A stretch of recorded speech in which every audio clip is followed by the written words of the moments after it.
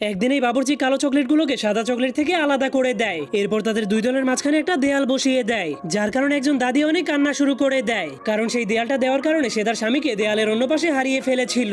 এজন্য তার নাতি তাকে ওয়াদা করে, আমি এই দেয়ালটাকে আজকেই ভেঙে ফেলবো।